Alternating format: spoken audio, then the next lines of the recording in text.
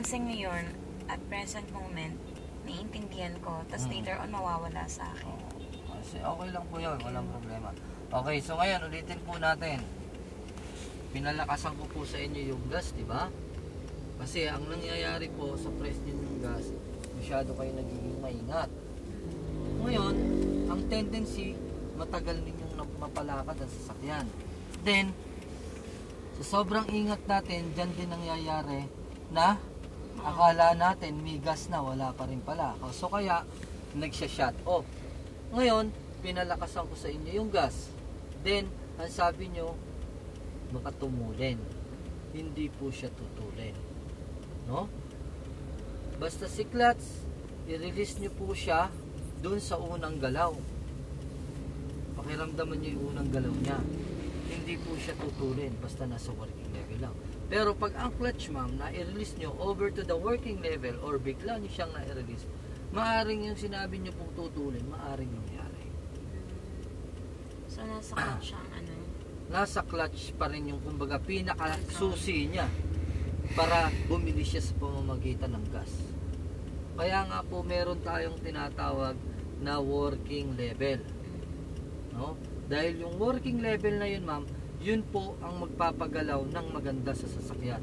So kaya lang po tayo nag-a-apply muna ng gas before mag-release ng clutch para magkaroon po ng power ang ating engine. So pagka nawawala ang gas natin, 80% pwedeng mag-shut off sa engine. 20% gagalaw. Pero pagka may nailagay kayong gas, 20% shut off, 80% mapapalakad nyo yung sasakyan nang hindi mo siya shut off. So, kumbaga, sinabi ko sa inyo na di baling mapalakas ang gas, wag lang yung parang halos wala, no? Pero hindi ko sinabi na gawin nating normal yung malakas na apply ng gas. Pag-aralin pa rin natin yung tamang apply ng gas. Yung hindi mahina, hindi malakas, tama lang. Okay, sige, ready po ulit tayo. Mag-clutch down po ulit tayo. Okay. Release po ulit ang clutch. Check natin yung pag-press natin. Okay, alisin niyo po lahat. Ayan. Press down to the floor. Okay. Release nyo nga yung clutch. Ayun. So, sa napansin ko sa release ng clutch ninyo, ma'am, medyo dapat yung heel Ang magre-release. ganito po, di ba, naka-press kayo. Ang ginagawa nyo pong release sa kanya, ganon.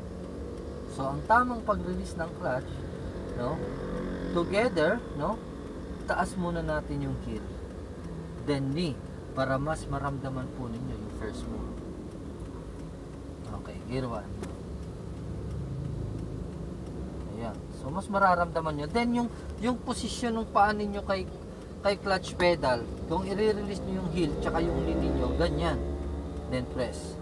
Heel and knee, ganyan. Pero, pag ang ginawa ninyong release ma'am, pag ganyan, mawawala ang pedals, mapupunta rito. Pag release nyo ulit yan, mapupunta na rito. Hanggang sa hindi nyo na siya ma-release. Kaya ang tamang release po talaga para hindi mawala ito sa tamang position. Heel, then knee. Hinahatak natin siya. Inaalalayan natin habang inaangat siya. Pag ganun ma'am, pwedeng mabigla yan. No?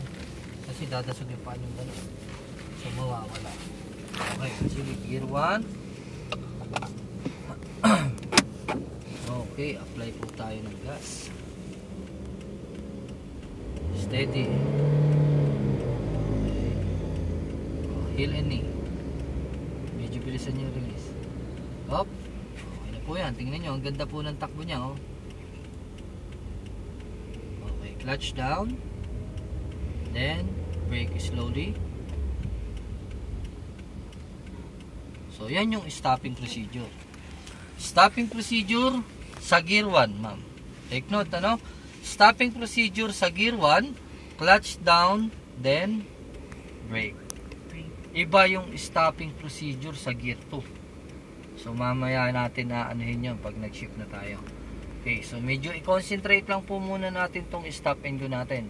So ito po, ginawa nyo na to kahapon po, di ba? So nire-review lang po ulit natin ngayon. Okay, sige, ready po tayo. Apply ng gas. Heel and knee. Nice gas po. Heel and knee na po. Oras na maramdaman nyo na may gas na kayo, isunod nyo na agad ang clutch. I-release nyo na agad siya. Para at least hindi mapalakas yung ano ninyo, yung gas ninyo. Okay, moving. Sige ma'am, moving na po. Hindi na po natin tatamaan. Taas ang clutch.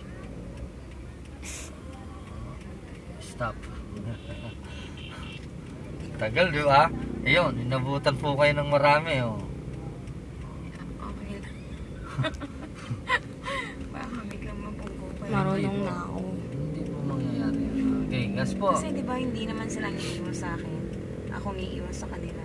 Hindi. Both Kung ways. mababangga po kayo, di stop po kayo. Pero syempre, halimbawa, ayan, paparating sila. Nakita niya, lumalakad tayo. Hihinto po yan. Hihinto sila. Kasi nakita na nila na pwede silang mabangga nung dumarating o nung gumagalaw na sasakyan. Hihinto po sila. So kaya nga po ang sabi ko kanina, sila rin hindi nila pababayaan na mabangga sila. O hindi nila pababayaan na mabangga nila tayo. Oo, sorry pero alam mo naman ang mga tao. Yes ma'am, May no mga- problem po yun. Basta ma'am, papaliwanag ko sa inyo lahat. Kasi yung sa inyo na yon, nag-iingat kayo ng may nervyos. Maganda yung mag-iingat ng walang nervyos. Yun yung totoong pag-iingat. Okay, sige, taas ang clutch. Oh, napalakas. Ang lakas po ma'am ng gas ninyo. Sumobra po siya. Taas po ang clutch.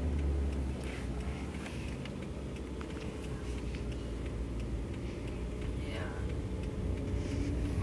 Clutch down. Then stop. Okay. So, hindi nyo po itry na kung paano nyo pinipress si brake, ganun din ang gawin yung press kay gas. Kasi kanang paa lang din po yung ginagamit natin sa kanya, di ba? So, Anong kung press paano nyo po inaalalayang i-press ang gas, ang